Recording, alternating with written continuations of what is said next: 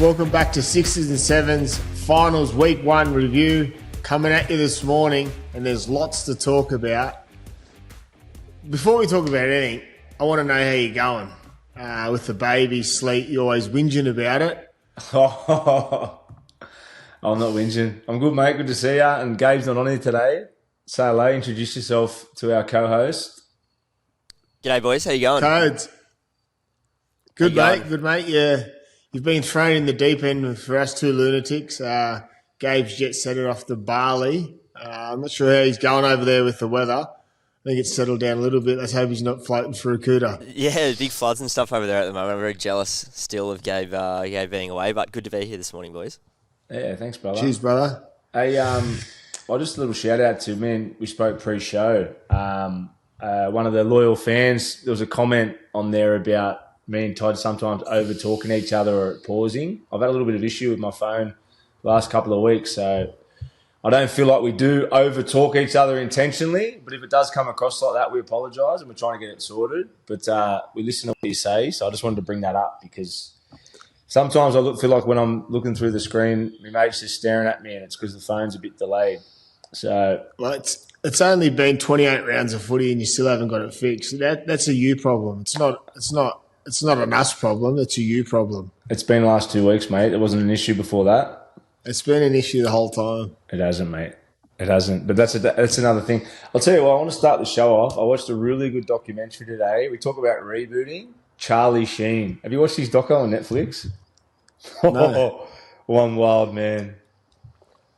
If you get a chance, go on and watch it. It's just fresh on my mind. I wanted to bring it up. He's a full-blown addict. Everyone knows that. The great Charlie Sheen. But watch his Netflix doco if you get a chance. Good story. Is it a new one or substance abuse. old? Because is it new or old? I think it's new. Just come out. It's Right. just his one-on-one, sort of like a one-on-one doco. He talks about his drug abuse and all the rest of it. But it's a good watch. So if you get a chance, Netflix, Charlie Sheen. I'll have to check it out when I've got a spare bit of time, my friend. He needs a reboot, brother. He's past that, I think. Is footy finished over there for the Catalan? Season done? The boys got one game this week, last game of the year, and then the Super League season is over. And then finals. How'd they go on the weekend? They won, beat Leeds. Best game they've played all year. They played away. Leeds were battling to stay in the top four. I won't lie. I didn't see the end results from the sort of the puzzle that had to work out for Leeds. So if Leeds beat the Catalans, they were guaranteed top four, I'm pretty sure. But anyway, the boys beat them. But I still think they were a chance depending on other results. But yeah, they were an impressive side, Leeds, this year, coached by Brad Arthur, and the boys had a big win against them. Best they've played all year. So hopefully they can finish off the last game of the year with a good performance into their end of season holidays, brother.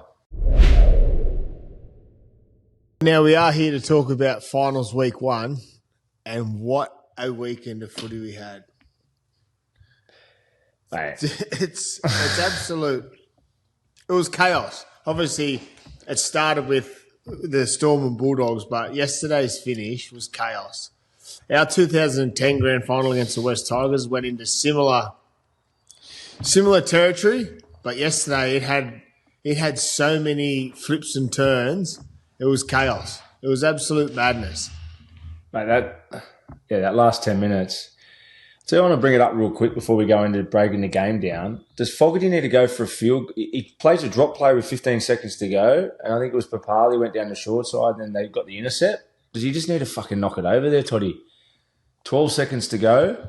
Do you reckon he had a bit of stage? Do you think he had a bit of stage fright because he missed the one earlier? Because he knocks that over. He's 10 metres out. He's 10 metres out or 12 metres out when he goes to play a drop play. I get it. Maybe a drop play and then kick on the next one. He probably still had 8 to 10 seconds left. Fuck, but I thought it was a big moment in the game, along with a lot of other moments. But fuck, there's more moments than anything. It was crazy, and that's our last game we'll finish on. We'll start with the Storm 26 over the Dogs 18. How did you see this one playing? What was your thoughts on it? And where do you think the Dogs went wrong, and what do they need to do to beat the Panthers? Yeah, well, first off, I thought the Dogs were great. for where they've come from. They were 2 from 7. And one of the games they won in that 2 from 7 was a Penrith side that had half their team out. 13 of their players out, rested that couple of weeks ago. They had all the younger boys playing. So they've come into this game down on form. We all knew that. I thought they were great. I thought physically they aimed up. I thought Sexton was a huge part of that. I thought his ability to play square, he obviously got the try early, just anticipating. But I've been watching him closely. Obviously, he's going overseas next year, but he moves really well across the field, Sexton, and he can play first receiver. He obviously plays really square, but he found himself at second receiver a couple of times. There's one there late where he was third pass, ended up hitting kick out for a half an opportunity. He just frees them all up. You know, he's not probably a guy that's going to go out and get 100 try assists, but he squares everyone up. He's steady, and he's got a really good running game on him. So I thought he was a big difference to their attack. I honestly thought Burton going to centre was something that they probably need to look to over the next couple of 1 week to go, hopefully 2 for him. But I think that needs to happen this week. Sexton to half, Galvin to 5'8", Burton to centre. Yeah, but I thought all the adversity they had, obviously Crichton going down, or stayed on for 5 minutes, done his syndesmosis, it looks likely. Kick out with the HIA, so the backs were against the wall. I thought the Dogs were a bit conservative late in the game. I thought there was opportunity to sort of ask more questions when it was sort of game on. Obviously, they got themselves back in front with about 15, 20 minutes to go, wasn't it, with the Burton try. I just thought they went back to that sort of conservative kick in the corners. They kind of needed to ramp it up a little bit at periods, but well, that's what Melbourne Storm do to you, but don't they? They give you an opportunity. As you said, the Bulldogs got to the lead there sort of with 20 to go, 18-16 I think it was, and then Melbourne obviously go to work. For Bulldogs, as you said, they probably needed to put the foot down more and try and capitalise on the momentum they had after that try. They sort of just went back into kick into a position just to be safe. You know you can't beat Melbourne when they're safe. And talking on Melbourne, young Jonah Pezet, 22 years of age, was going to start on the bench, started at 7 with Wishart going back to the bench. There's obviously going to be talk about it, and we can talk about it after we've spoken about his game, but he was in everything. He played square, he played direct. He's got that bit of that. He's got it. You know, when he walks on the field, he's got that swagger. He's in everything. He seems like he's well liked in the group. The boys get around him. Obviously, there's talk Jerome Hughes will be back for week 2 of the finals. I heard reports yesterday that he's saying that he should be fine. Obviously, he'll come straight back in. There's no questions asked. But I thought Jonah Pezet was really good. Munster was obviously in everything again. He just, when the game's on the line or when they need something, like even the back end of the game when the game's done, taking hit-ups, finding quick play the balls, creating momentum. He's just a delight to watch when he's on the ball and he's in that mood to just play what's in front of him, not worry about a structure, just turn to that. But Melbourne Storm, they just continue to find a way to be there, and they see themselves now 1 week away from a grand final. And it was a big thing. You know, obviously, 70 points leaked in 2 weeks, so there would have been a bit of anxiety going into the game, especially with the players out. Jerome Hughes is their architect. Obviously, even Jonah Pezet was a bit of a risk to an extent. You know, to throw a young kid in who hasn't been tested that much into a big finals game, like, the fantasy of him having the best game of his life, well, they got it. But that was probably a roll of the dice too. So there would have been a fair bit of anxiety going into that game, and it worked for them. They played great. Harry Grant again, obviously, with that pass to Wishart. How many times has he done that? Just the ability to get out around the middle of the ruck there, and either whether it's a middle or Wishart or Pappenhausen, he just constantly sets up an opportunity up. But yeah, I thought Jonah Pezet, going into him, kicked the 40-20, had that pass to Katoa. He had a try saver on Burton on that right edge. That was a great tackle. But like you said, he's got a cockiness to him in a good way. He's a confident kid. I've met him a couple of times when he was a young kid. His dad used to be involved at Newcastle. He was in recruitment, his old man, Met him briefly. He's always been a real good kid. Loved his footy, real footy head. You could tell he was always going to make it. I was really impressed with him at the start. I think it was at the start of last season when he was playing. He played, I think one of his early games, he played against Newcastle. I remember doing one with Triple M, and I watched him, how good I thought he was impressive. I thought he played really well for his first few games in first grade, but no one expected this. Mate, he was unbelievable.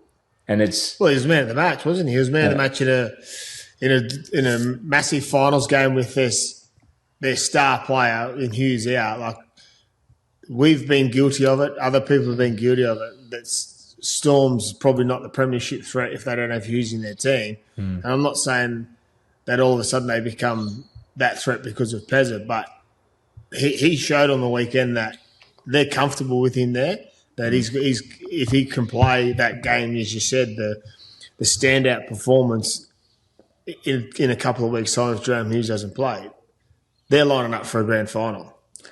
I've got a question for you, bro, just on that. We speak about like how attack transfers to D to attack.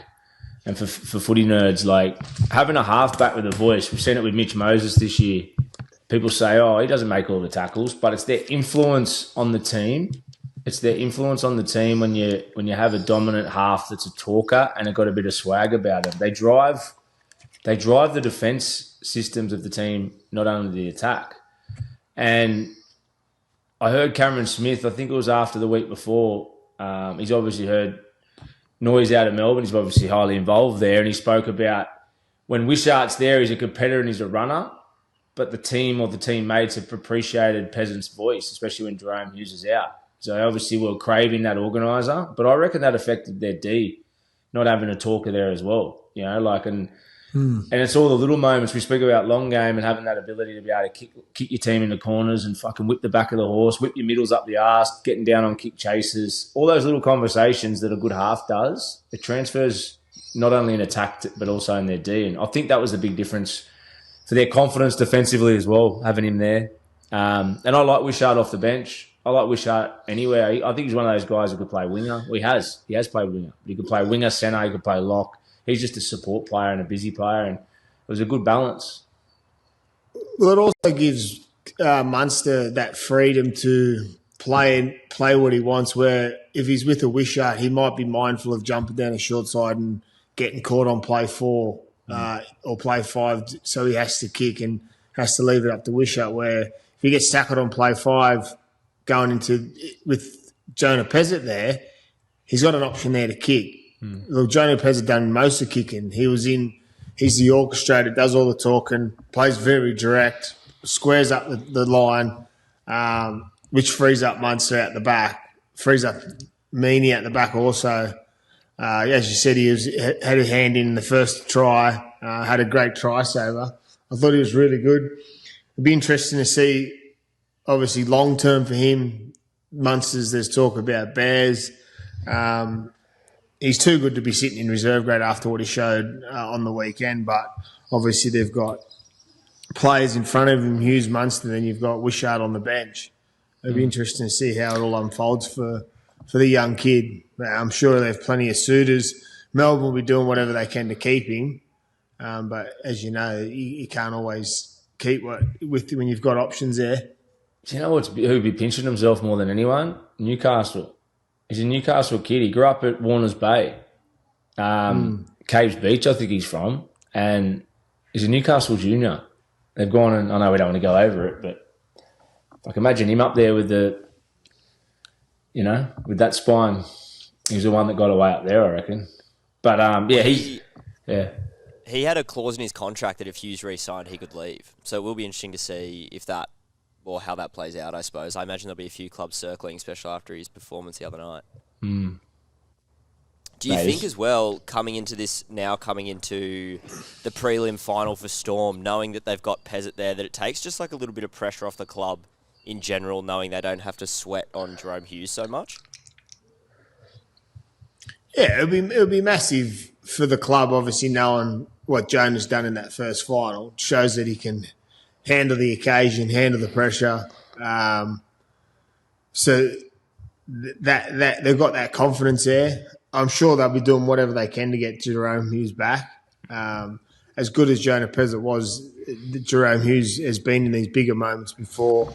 From what I've seen of Pezet on the weekend, he's got the ability to go and play in 2 weeks' time and take him to a grand final and then possibly win a grand final. He's got that in him. And I think if you ask him, he'd be the same. He'd say he's confident enough to go out and do that. But at the end of the day, he's not a Jerome Hughes either. Yeah, I think as good as he went, he's still a young kid. They need Jerome Hughes to win the comp for me, especially when it comes to the big moment against who we got. We got either Nathan Cleary, Benny Hunt, Adam Reynolds, or who's the other one? Canberra. Obviously, with Fogarty in that, I think to fight with them for the trophy, I think they need Jerome Hughes, just his experience, just who he is in those big games. He's vital for them to win the comp, I still think. But, oh man, he couldn't have done any more, and I was really happy for him. We love seeing young halves play well, and he owned the game. I think if he doesn't play that well, they don't win. That's as good as he went. Like, I know he's in a key position. 100%. Yeah. Well, you couldn't give him a bigger rap. Like, he owned the result. He gave Melbourne an opportunity to get the week off, coming off poor form. So, yeah, if he doesn't play, Dogs win. He was the difference in the end, and that's why he got man of the match. But the Dogs were right in it, and they'd be kicking themselves, I reckon. I just think with the Dogs, the poor forms started to bite them on the arse, especially in this game. Like, it's sort of been creeping up on them, hasn't it? And the lack of the confusion around the halves and not picking and sticking or going with, having Sexton lurking around, not playing him. Like, I feel like they should have pulled the trigger a couple of weeks ago. But it looks likely now that they're probably going to pull the trigger in the big day in the next final, do or die, and it's going to be all in. I'd say with Sexton and Galvin at 6 and Burton to centre, but you wonder if it doesn't work. You wonder have they left it a little bit late. But that's another story. I also think they've missed Bailey Hayward going through that middle period of the field, playing that link role between his halves. Obviously, they've got Kurt Mann does the good job when he comes off the bench also. But when they were doing it together, I thought they had more joy. It frees up Bailey Hayward. I reckon he's more comfortable playing that first receiver, second receiver role, using his middles outside him. He seems like when he's at 9, he just dishes it off the ground and gets the team around the park and be happy with just passing the ball off the deck and not taking any risks. And you've spoken about it before that there's no run threat out of 9 when Reed Money doesn't play, or even when Reed Money does play against opposed to the better teams or the top teams that are winning. There's a threat from dummy half. Obviously, you speak about Harry Grant all the time. You look at the Raiders yesterday, Tom Starling. So I reckon they're also missing Bailey Hayward through that middle period of the field, playing around the round C and D defender. Well, like you said then, I agree. And that's what was working for him for fucking nearly all the season, wasn't it? Until you say that, what was it, 8 weeks ago, two wins from 7 games. Besides, before the Galvin change, without being negative about it, before they sort of made all the big changes, that was what was working for them. With a smaller pack, they had Hayward and Kurt Mann playing as extra ball players, like you said, with a smaller pack, which they've got. So then having a change to the halves with a smaller pack, it's not only unfair on Galvin, it's also stifled them a fair bit. But yeah, I thought effort-wise, which they've done all year, they were huge. They fucking turned up. There's heaps of good try savers. There's a lot of opportunities, half opportunities for Melbourne where the Dogs kept turning up in numbers. And if they can do that again next week, you never know. The Dogs' a chance against Penrith. Yeah, I reckon they are. I don't think they'll win just because Nathan's just too good. He'll just kick them to death, I reckon. And they've got more layers to their game than the Dogs do, just where they're at. All the stuff we just spoke about in detail about combinations. Penrith don't have those worries. They know exactly what they're doing, when they're doing it, and how they're doing it. For Penrith, it'll just be whether they turn up and complete and play their best footy. If they do that, I think they'll be too good.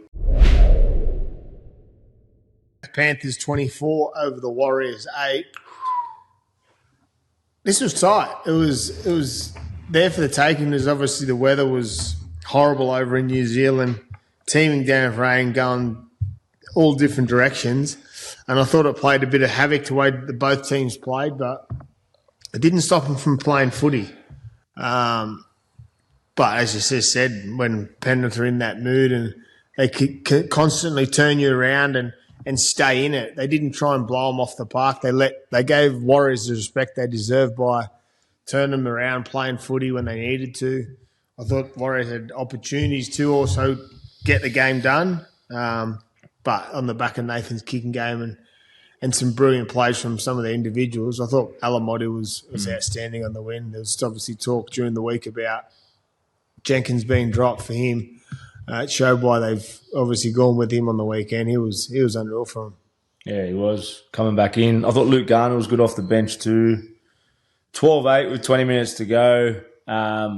Nathan's kicking game. Kicked early in good ball. A lot of restarts.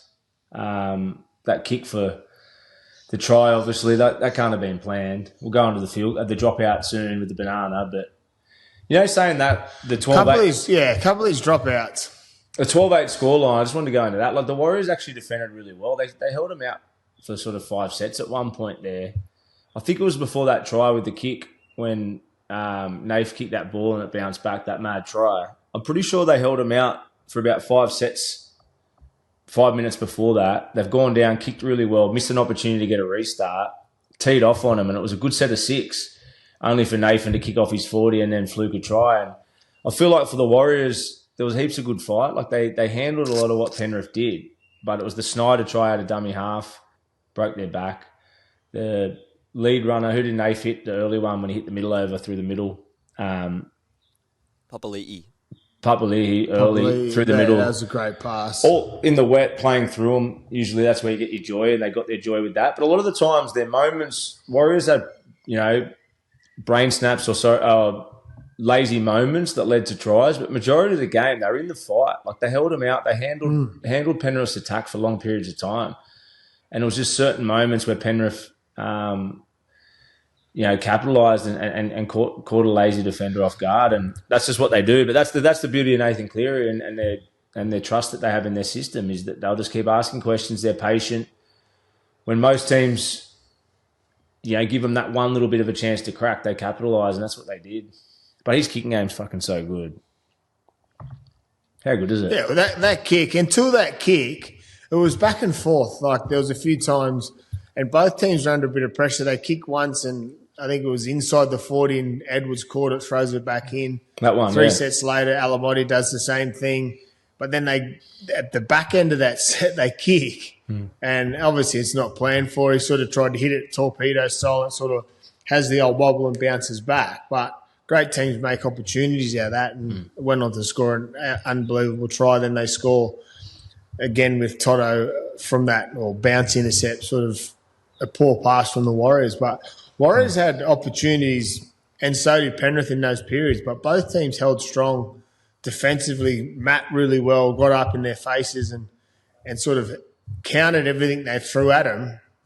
But as you said, Penrith always just seem to have one final punch, or they know the process they're going through, where Warriors are probably looking at it going, we need to score here every time, or we're going to try and do it. If we can't do this, what are we going to do? Where Penrith seem like they know what's going to happen.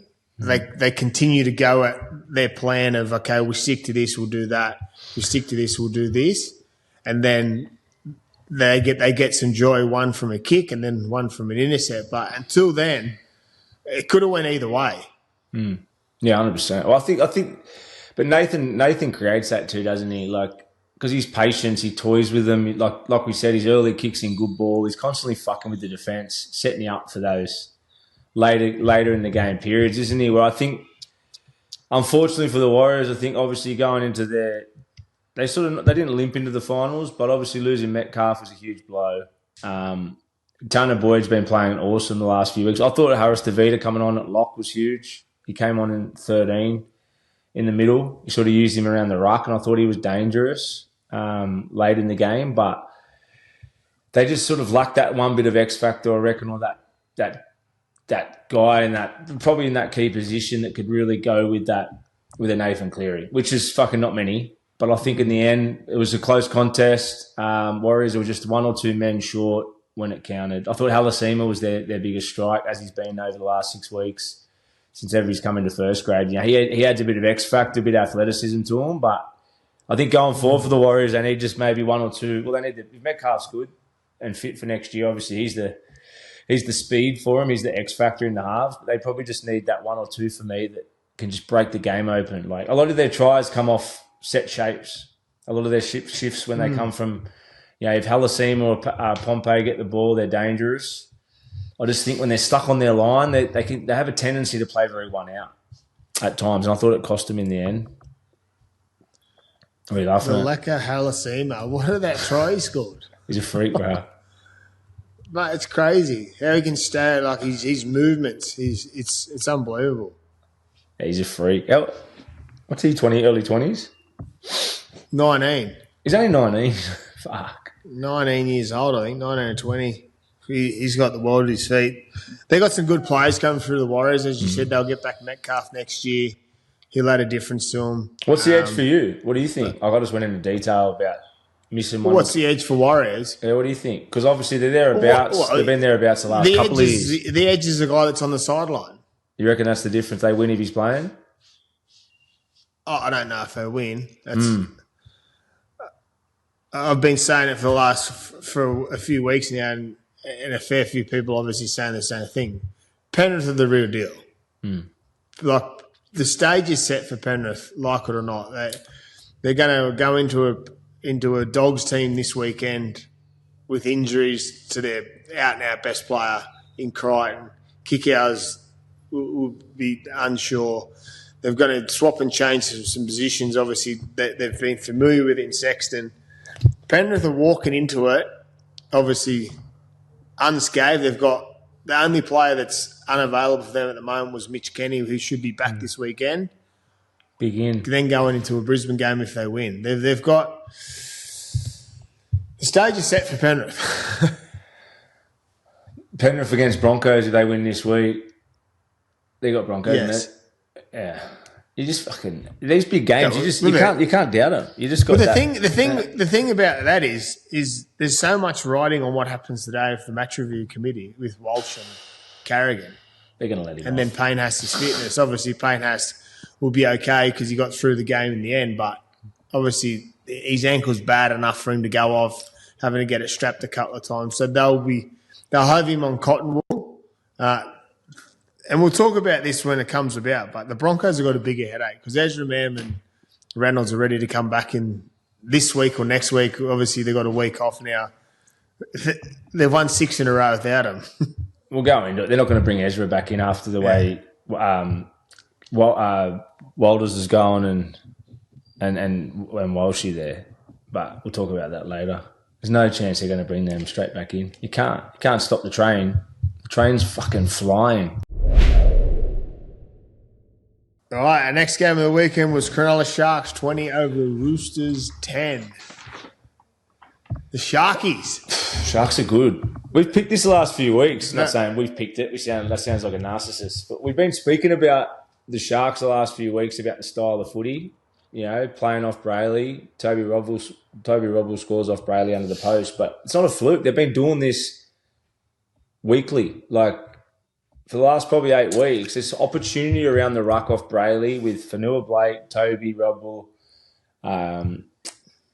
Who was the other big fella they got there? Ewing. Who's the other front row they got? Hamlin Uello. Uello. Like, they're having a lot of joy there. And the thing for me, for Cronulla, we've seen that left edge of theirs is nearly as lethal as anyone in the comp.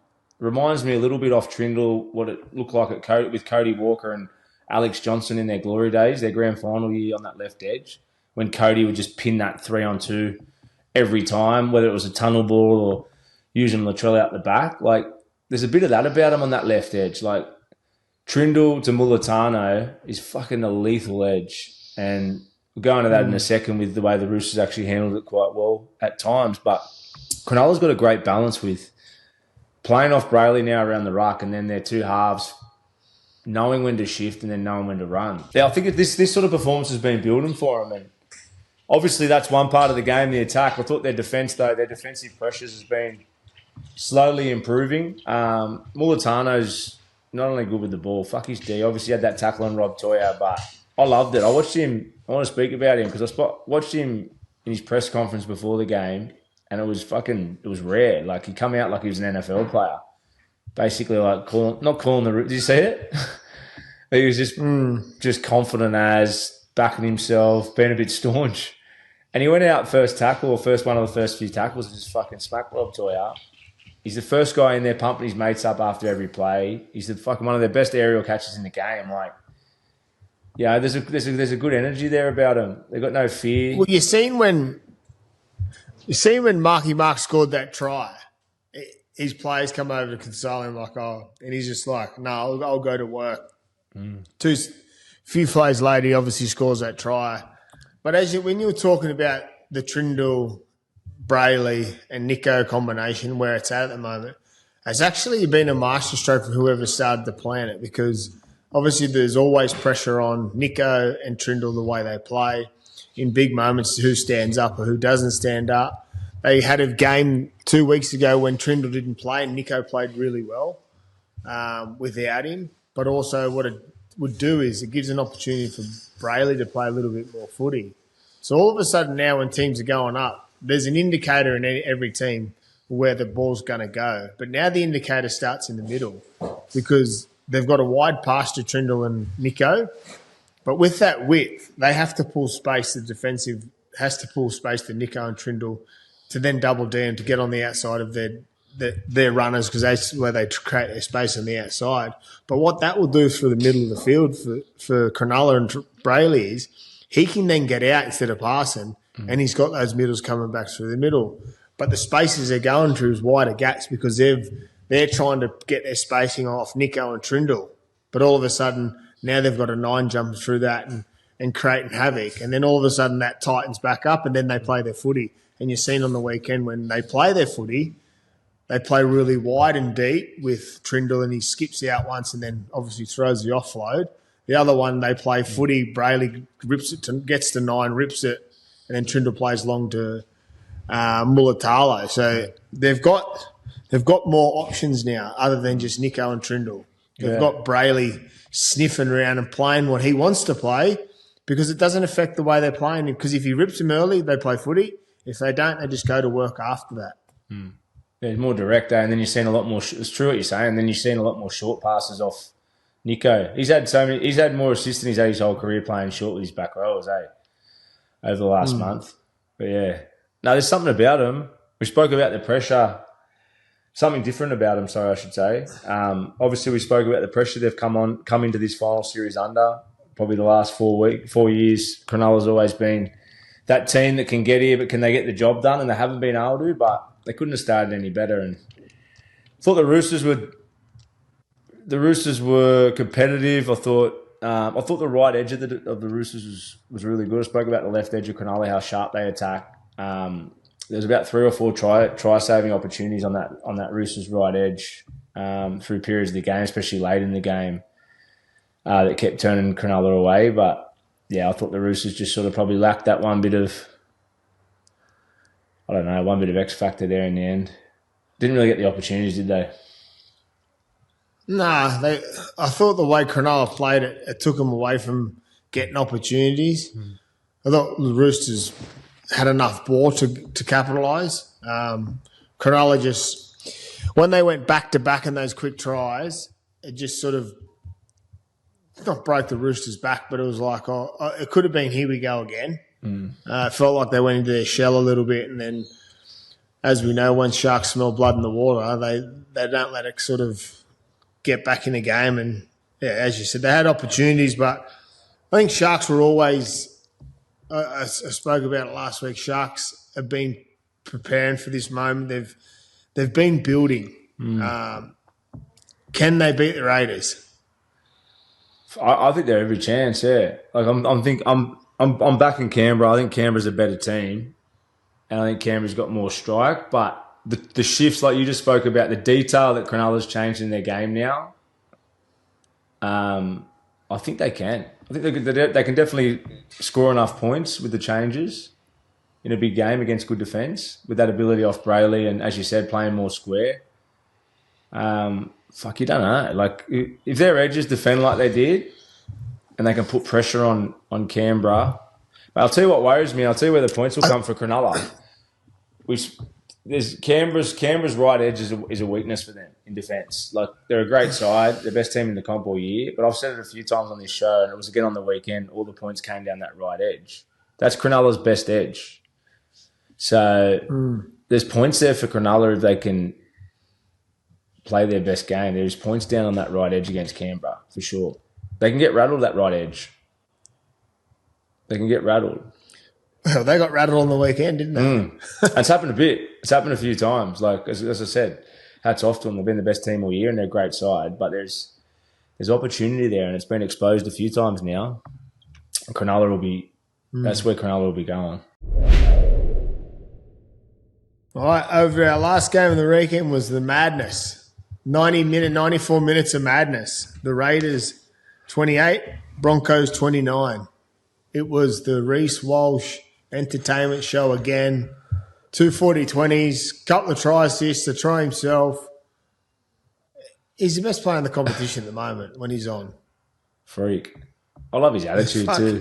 I love his attitude. He's just come back and just weak gutted dog call after the game, taking the piss out of himself, drinking out of the bubbler again when he gets back on the field. Just, that's a player in the zone, confident with a fuck you attitude that, you know, come try and stop me. I love it. Entertainer, freak of a footballer. I tell you what, he's not on his own, but No, Tony Staggs was unreal. Obviously, Payne Haas playing through injury, goes off, gets his ankle strapped in, comes back on, has some back fence runs. Paddy Carrigan. I thought all the Broncos players, the players that impressed me is Billy Walters and Ben Hunt. Awesome. They're doing whatever they need to do to give Reece Walsh freedom to play footy. So when you said before about Renault... Like, it's not pretty all the time. What's that about Renault? No, I was going to keep going. I was going to say when you said about Renault coming back in and and does that stifle that momentum? Are they playing? Is the rest of the team playing better like that because Benny Hunt and Billy Walters are happy just to sort of support and navigate, not take full control? What do you reckon it is? Well, I think they've got a basic structure. When they come out of yardage, they sort of they run with that block play of Paddy Carrigan out the back to Hunt, and they usually go to Walsh and then let him run with speed and pace to find meters or play short, get through, play long, whatever he wants to do pretty much. But it seems like it's always going to a plan. They've got a clear structure all the time. Where sometimes in yardage when Renault plays, they structure their set to just get to a kick on the back of his kicking game. And why wouldn't you? He's got one of the best kicking games in the competition. They don't take probably as many risks. But where I feel at the moment they're giving themselves opportunities to play football from anywhere. In yardage, you've still got a lot of work to do. You see a lot of the times Benny Hunt gets stuck with the ball a few times because he's either runners or mistiming or he's too flat or too deep, depending what it is. But whatever they're doing enough to win games, and it's on the back of Reece Walsh. Reece Walsh doesn't play, they don't win. No. And that's not a knock on the other players. That's giving him a massive rap because he's one in a lifetime of what he's doing. But it's sort of, if he's not there, they don't win. But that's okay because he's there and the rest of them are doing a good enough job to make it possible for them to win. To go forward too, like Payne Hassan. Yeah.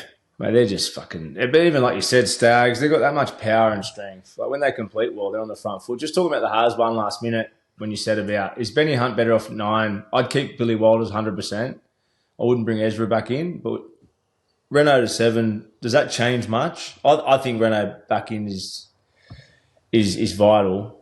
With Benny Hunt back at 9 for me. You can't not have Renault in there.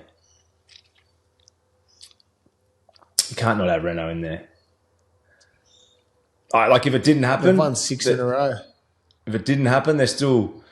Clearly, it proves in the pudding they're winning and it's working, but I just can't see a grand final day with Renault as their captain and take even all that sort of stuff out, just him as the player and who he is and a good footballer he is, his kicking game. I just can't see a grand final day without Adam Reynolds at halfback. I could be wrong.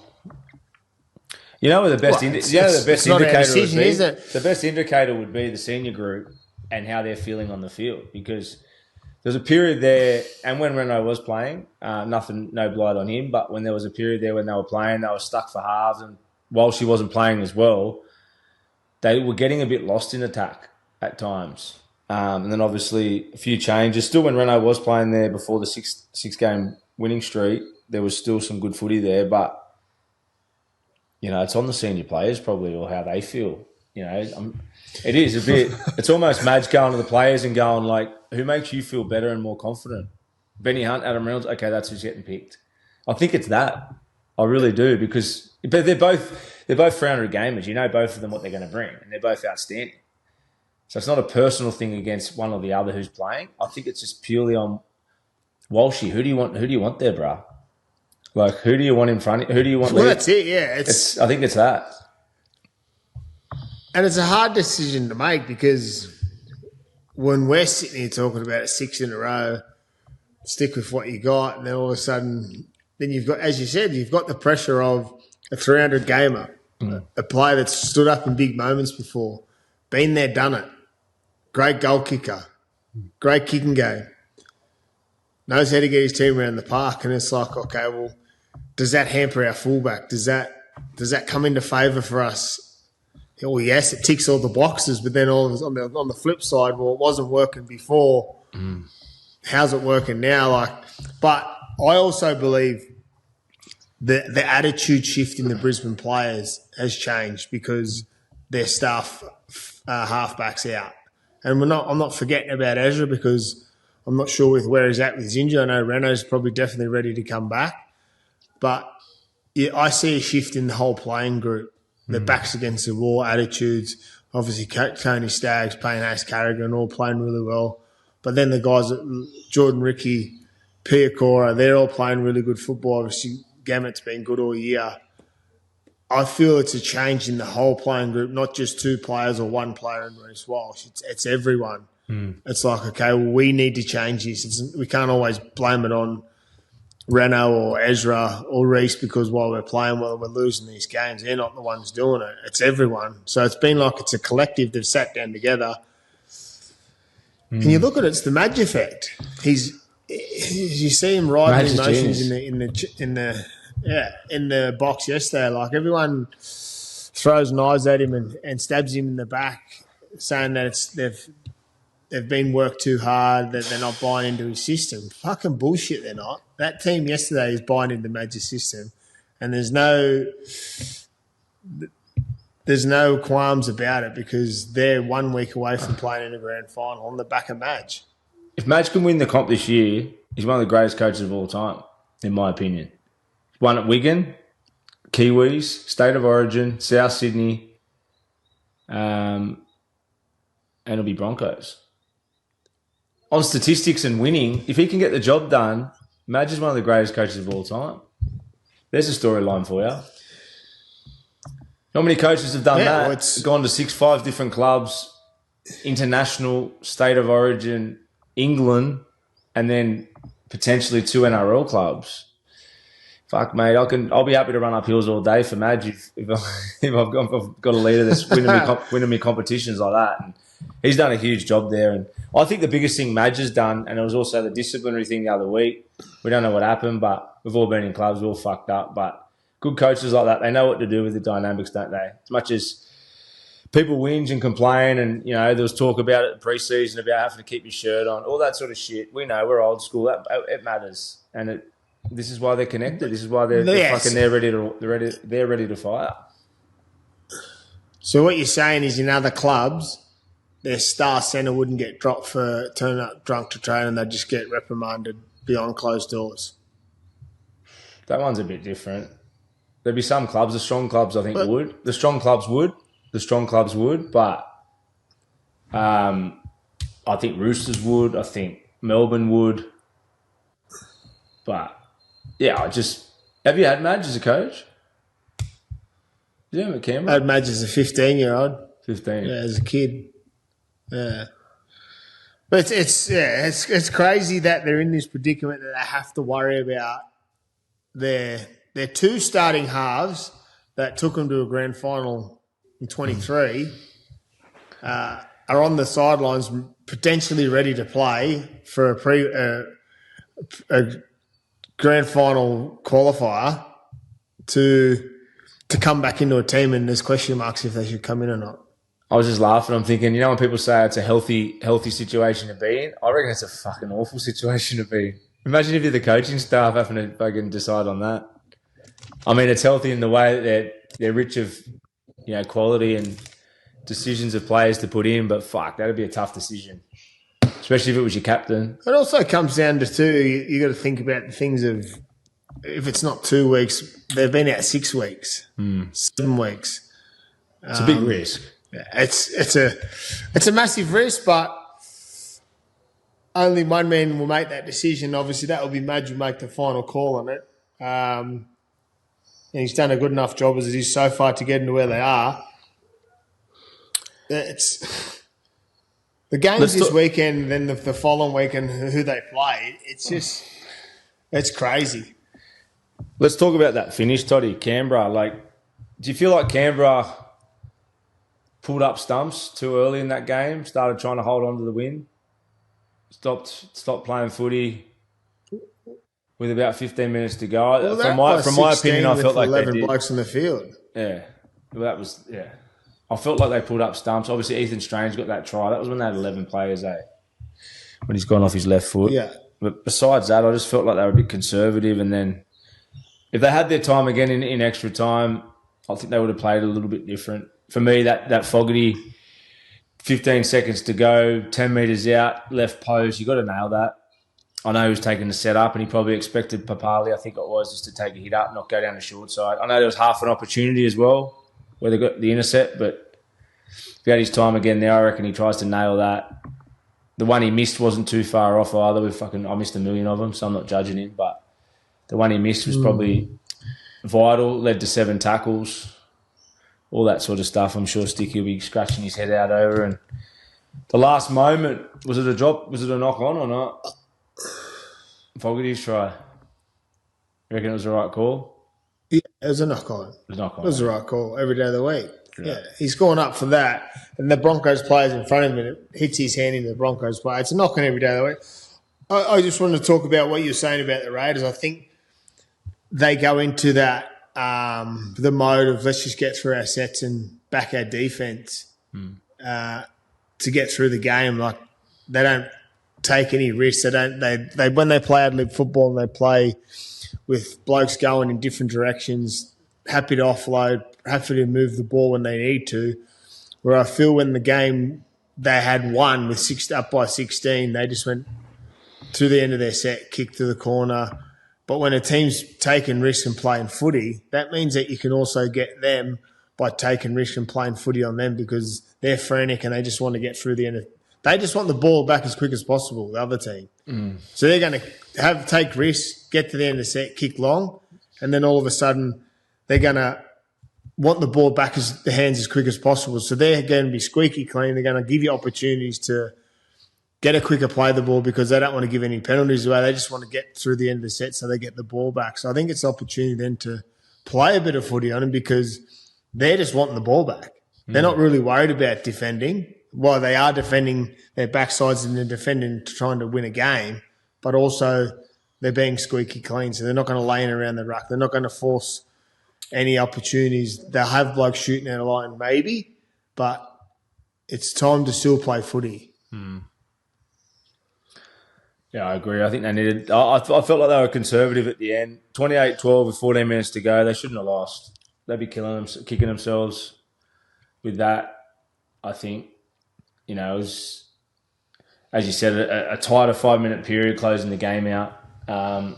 She's all over. Canberra week off. But, yeah, I'll say it again. I think that Canberra right edge is a target for anyone that they're coming up against, who's coming up against Canberra. There's some joy there. They need to get that sorted. They're leaking way too many points on that right edge. They'll have Sharks this weekend. Yeah. And they'll have Sharks, and if they win that, they'll go to Melbourne. Is Walsh is gone? they can't suspend him. They wouldn't even suspend him if he headbutted him and fucking knocked him out. They need him, don't they, the game? I can't see him suspending him. In saying they've set precedents before grand finals. Cameron Smith's missed a grand final before. Harry Grant's missed a grand final before, hasn't he? Luke Rickardson. Players have missed grand finals before for bigger. It won't come down to his stature in the game. It'll come down if there was malice in it, if there was how it plays out. Obviously, him and Hudson Young come out after the game, and Hudson Young just says two mates having a bit of fun. There was nothing in it. The Paddy Carrigan one, I reckon they've answered. He'll have some answers. He's got no loading, so he's been pretty squeaky clean. That might save him. But who knows? The rugby league cyclone could hit today. Who knows? I was just trying to be positive. We need him playing, bro. The game needs him. The fans need him. 100%. I don't think it was that bad. And I watched it back a few times. And the Broncos need him. I watched it back a few times just because the fear of him not playing, and I didn't see any much contact with the head. Obviously, the intention doesn't look good. It was a bit weird. What was it over? It was a bit erratic.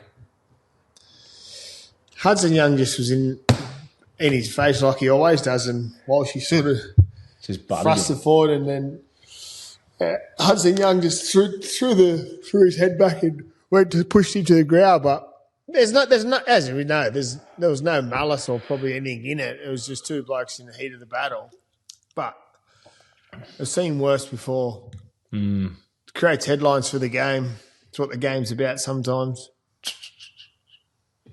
Very good. Toddy, you mentioned it at the top of the show, but you and Mitch actually played in that famous 2010 semi-final against the Tigers, which is hard for me to talk about because I'm a Tigers fan. But if I remember correctly, you guys were in a similar position to the Broncos, kind of coming from behind. Could you guys just maybe give us a bit of an insight to what the players are feeling down on the field? Are they getting more nervous as the game goes on? What's the feeling in the huddles and stuff, sort of coming into golden point and extra time? What's that like? Give the ball to Toddy, can't well, at the time, these days, it just seems like they regulate themselves, get back to that flow state or whatever they call it, that mode of just, okay, let's get into the grind and play footy.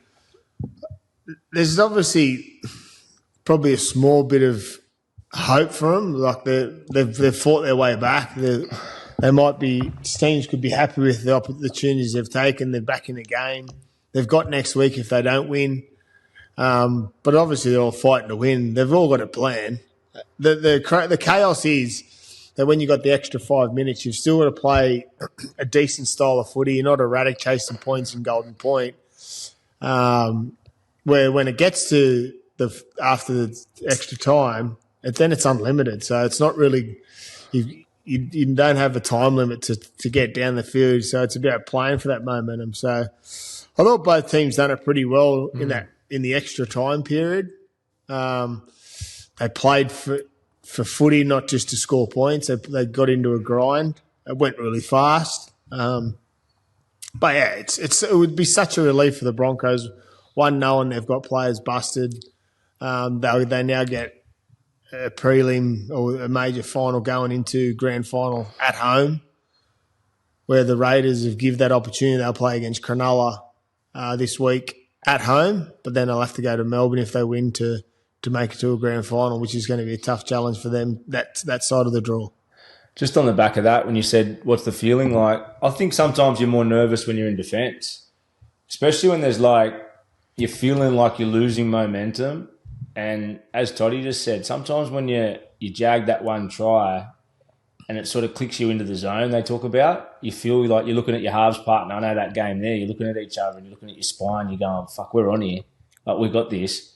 You start to fucking get in the zone and you build momentum, and then you get way more confidence with the ball than when you're running back from behind the try line defensively going, there's a bit of angst. So, and you see that this year. We spoke about it week to week. The momentum swings are even more than 2010. What was that? Fucking 15 years ago when we were playing. The game wasn't the momentum swings were nowhere near as much. So I can only imagine now, a big moment or one try would snap blokes into momentum real quick. and being on the end of that defensively, your ass would be fucking tight. Like there'd be some serious anxiety. So, the best teams in the comp obviously defend those periods better than others, and you've got to stay composed. You've got to stay calm. You've got to stay patient. You talk from every 13 player every 13 player on the field needs to be really clear and thorough, because a couple of bad sets, couple of bad tackles, couple of bad moments. Fuck, all of a sudden, 18 points isn't much now in a 10-minute period. So that's a wrap. That's a wrap for finals week 1, done and dusted. On to week 2, and we'll see you later in the week to break down our final 2, or our 2 games to go into a must-win game against the Broncos or the Melbourne Storm. There are 4 teams are left. We'll be breaking it down at the end of this week. Good chat, boys. And if you get a chance, go watch Charlie Sheen. It'll make you grateful to be sober.